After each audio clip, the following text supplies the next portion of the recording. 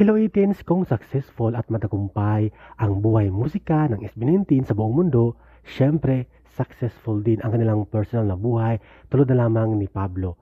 Dati ay may bahay nang binili, may bahay nang naipundar itong si Justin. Ngayon naman, si Pablo, si Pinunong Pablo, si Leader na Pablo ay mayroon na ding bahay na pinapatayo at pinapagawa.